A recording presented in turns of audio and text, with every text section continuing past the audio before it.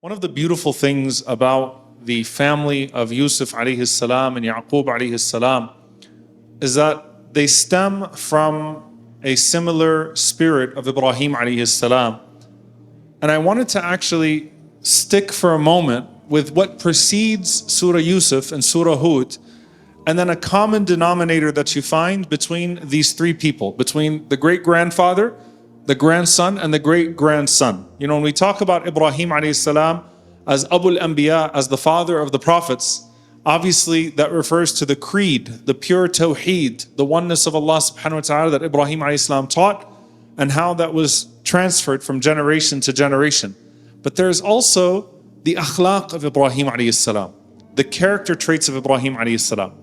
And as you're reading about the twists and turns and the difficulties of Yaqub alayhi salam and Yusuf alayhi salam and how they're dealing with people, it's important to actually appreciate for a moment that there is a method to the way that they are dealing with these things. There's a methodology here, there's a manhaj.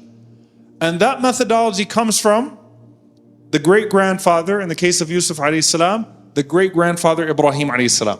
Now here's something I want you to pay attention to. Allah subhanahu wa ta'ala tells us in these two surahs about how each one of them dealt with their emotions. So there's a question that I'll ask and I won't answer it right now. Is it good to suppress your emotions? Is it healthy to suppress your emotions? Yes or no? All the men said yes, all the women said no.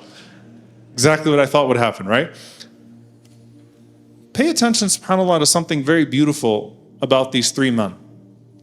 All three of them, within the capacity of these two surahs, and we often talk about, you know, a hot temper being transitioned from one to the next. But here you have a beautiful khuluq, a beautiful characteristic transition from one to the next.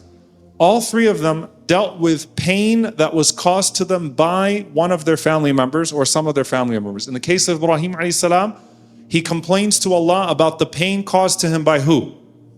His father. In the case of Yaqub alayhi salam, he complains about who? His sons. In the case of Yusuf alayhi salam, who? His brothers, right? So the parent, the child, the sibling. And the method here that you have in Surah Hud, and remember that Yaqub lived to see his grandfather Ibrahim.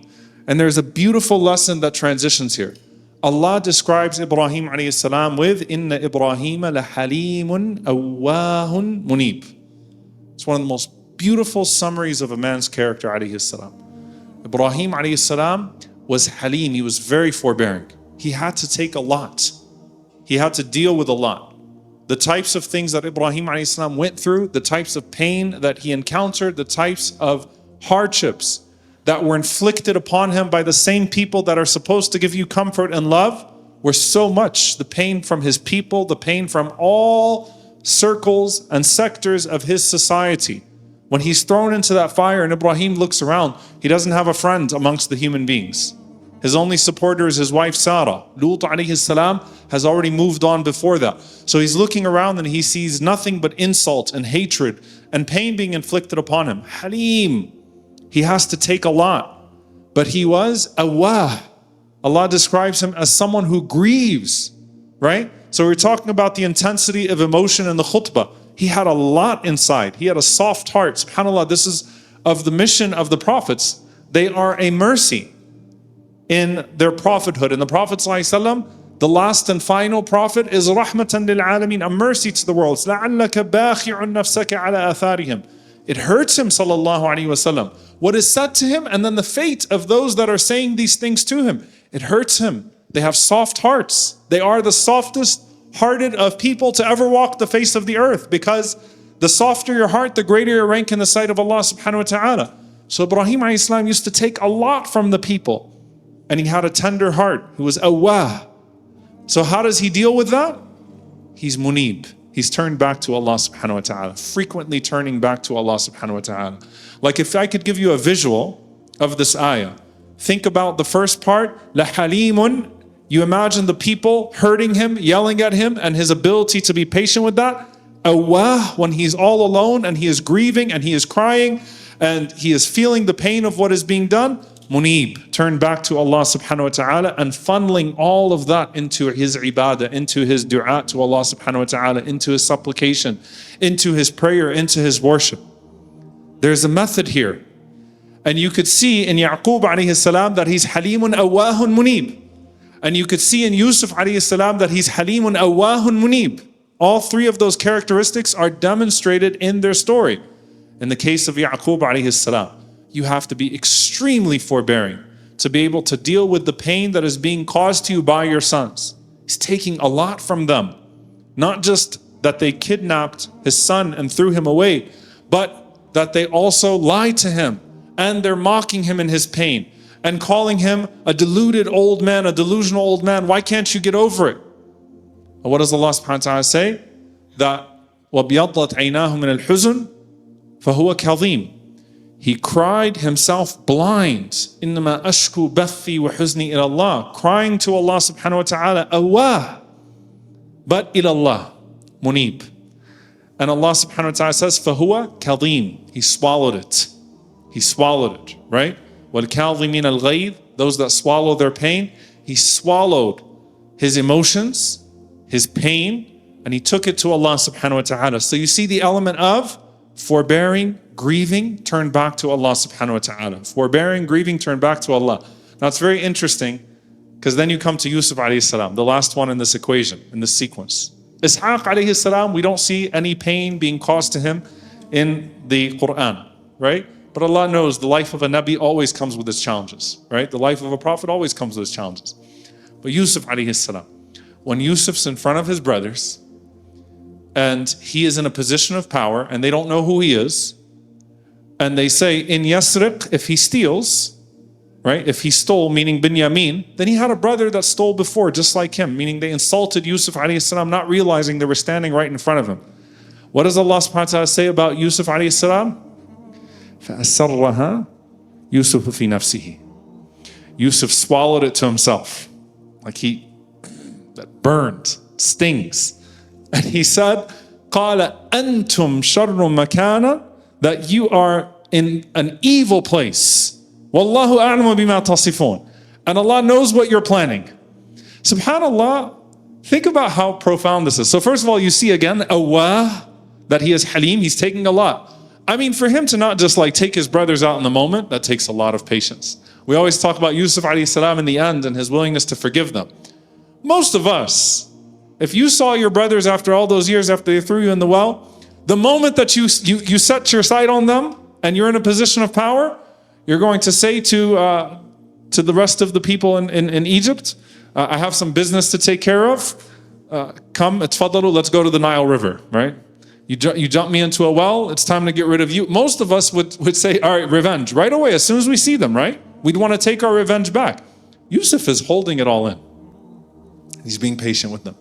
And then they insulted him, and he's still being patient with them. And Allah is showing us how he's awah. Asarraha Yusuf fi nafsihi, like it was inside of him when they said that comment. And so much so, subhanAllah, he was turned to Allah subhanahu wa ta'ala, so much so that Allah recorded the words he said to himself for us to recite today. Think about how profound this is.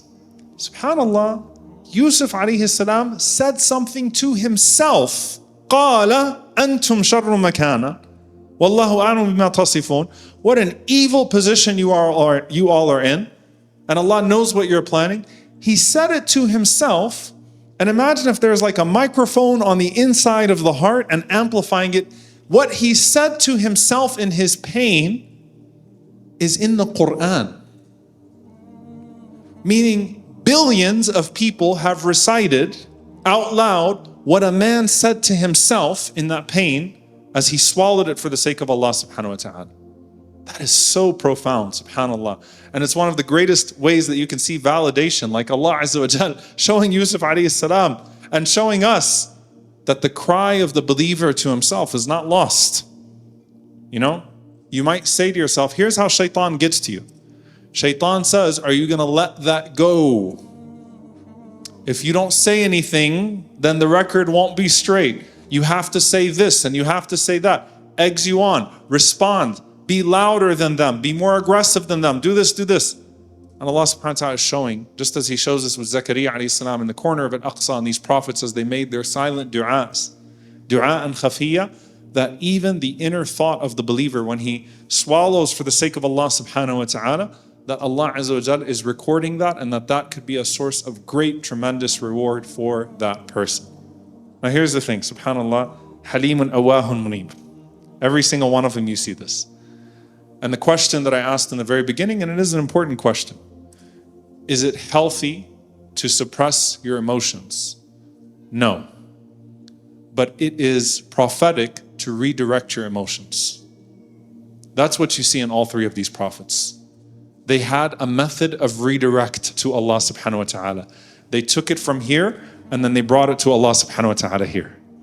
Everything they took, يَصْبِرُوا عَلَى أَذَاهُمْ الَّذِي يُخَارِتُ النَّاسِ وَيَصْبِرُوا عَلَى أَذَاهُمْ. Everything they took from the people, they took back to Allah subhanahu wa ta'ala in ibadah. And that allowed them to be the amazing people that they were and to have that khuluq, to have that trait. إِنَّمَا الْعِلْمُ بِالتَّعَلُّمِ وَإِنَّمَا الْحِلْمُ بِالتَّحَلُّمِ. Knowledge is through seeking knowledge, and forbearance is through practicing it. And dear brothers and sisters, if you simply suppress your emotions and hold it in all the time and you don't talk to Allah subhanahu wa ta'ala with it, then at some point you're just going to explode. At some point it's just going to come out in the worst way. And that's the thing. So a lot of people, they take, and then eventually the balloon pops. And then it all breaks loose, right? The prophets always had that valve. Every single night. They had that valve with Allah subhanahu wa ta'ala. Even subhanAllah, the scholars mention when Yaqub alayhi salam says to his sons, سَوْفَ أَسْتَغْفِرُ لَكُمْ رَبِّي. After it all came to be, Yusuf alayhi salam said, I forgive you. Right? When the brothers said to their father, after everything had been done, istaghfir lana, right, to seek forgiveness for us, he said, I will seek forgiveness for you. The ulama mention what?